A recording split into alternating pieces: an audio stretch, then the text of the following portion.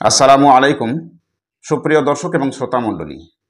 দেখতে দেখতে ৭৭ বছর পেরিয়ে ৭৮ বছরে আমরা পা দিয়ে ফেললাম দেশের স্বাধীনতার। প্রতি বছরের ন্যায় এবছরও মহাসাড়ম্বরে সারা দেশব্যাপী স্বাধীনতা দিবস পালন হবে। কিন্তু দুঃখজনক হলেও অতি বাস্তব হলো, দেশের অধিকাংশ মানুষ তারা দেশপ্রেম দেখাতে উঠে পড়ে লাগেন এই দিনটাকে কেন্দ্র করে। আবার যেই এই দিনটা পেরিয়ে যায়, তাদের দেশপ্রেম কোথায় যে চলে যায় সেটা বোঝা মুশকিল। বর্তমানে আমরা দেশপ্রেম বলতে জাতীয় পতাকা উত্তোলন, কিছু স্লোগান, কিছু গান, কিছু দেশাত্মবোধক অনুষ্ঠান এগুলোকে মনে করছি।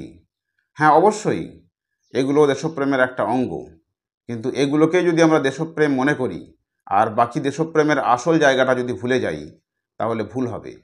দেশপ্রেমের প্রকৃত অর্থ হলো দেশের যে সংবিধান, দেশ কিভাবে পরিচালিত হবে, দেশ কিভাবে সুরক্ষিত হবে, এইসব নিয়মকানুন যে জায়গাতে লেখা আছে, সেই সংবিধানের অবমাননাকর কাজের সঙ্গে আমরা অনেকেই যুক্ত হয়ে পড়ছি।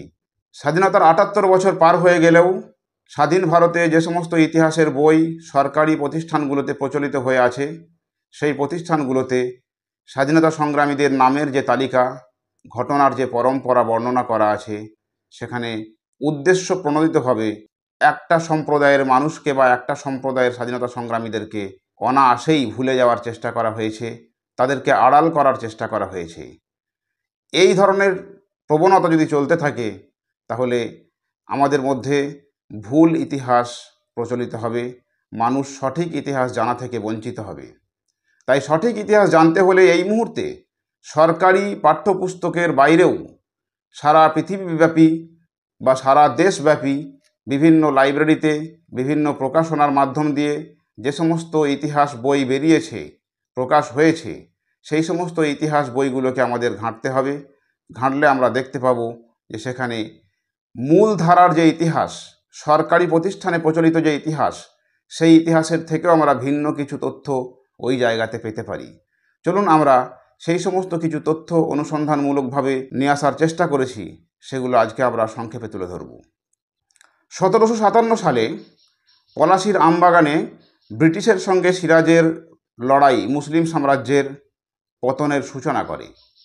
আর যে বিশ্বাসঘাতক বেঈমানরা ইংরেজের সঙ্গে সহযোগিতা করে সিরাজের পরাজয় ঘটিয়েছিল বা ভারতকে ব্রিটিশের হাতে তুলে দেওয়ার বন্দোবস্ত করেছিল, তাদের শীর্ষ নেতাদের মধ্যে স্মরণীয় হয়ে আছে জগৎ শেঠ, বাবু কৃষ্ণদেব, অমিচাঁদ, রায়দুর্লভ, মির্জাফর, কান্তমুদি, নন্দকুমার, গোবিন্দ সিং প্রমুখ এই সমস্ত ব্যক্তিগুলোর নাম জড়িয়ে আছে।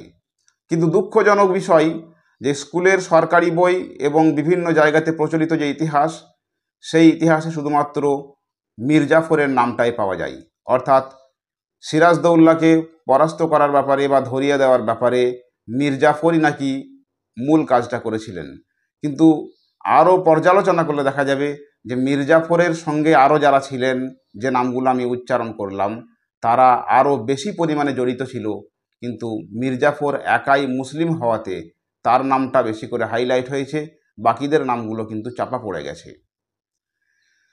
এর পরবর্তীতে ৯২ বছর ধরে চলতে থাকা মুসলিমদের নানান বিক্ষোভ আন্দোলন ১৮৫৭ সালে একটা চরম আকার ধারণ করে এবং সেটা মহাবিদ্রোহের রূপ নেয়।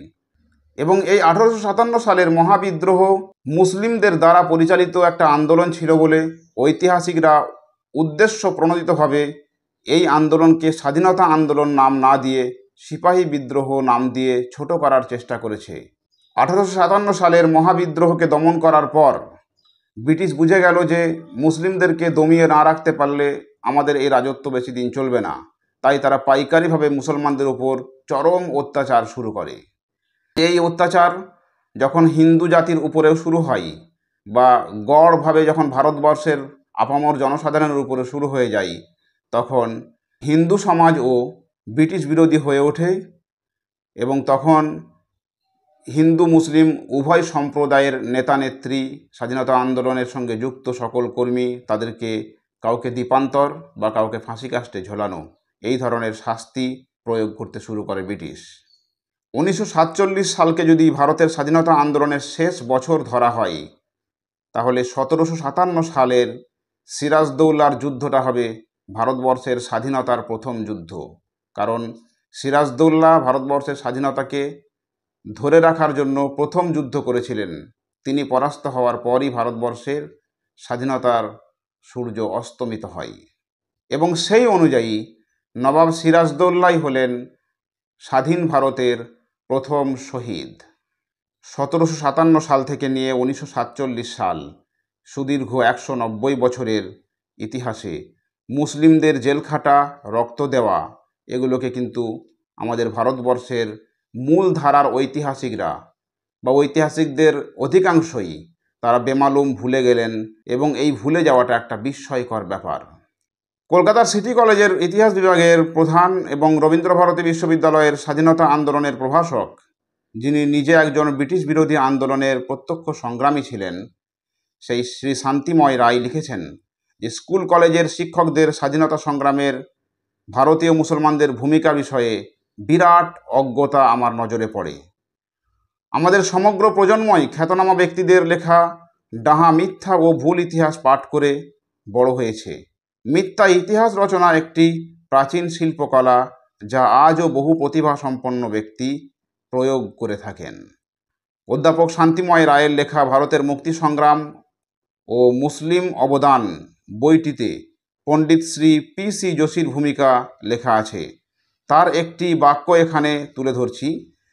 সাম্রাজ্যবাদ বিরোধী সাধারণ সংগ্রামে কিছু হিন্দু ইতিহাসবিদদের মুসলমানদের অবদান উপেক্ষা করা বা তার ভুল ব্যাখ্যা শান্তিময় রায়কে বিচলিত করে, সত্য উদ্ঘাটনে অনুপ্রাণিত করে। সঠিক ইতিহাসকে তুলে ধরতে হবে। সরকারি পাঠ্যপুস্তকে যেন সঠিক ইতিহাস, স্বাধীনতা সংগ্রামীদের ইতিহাস নিরপেক্ষভাবে তুলে ধরা হয়, সেই দাবি আমাদেরকে তুলতে হবে।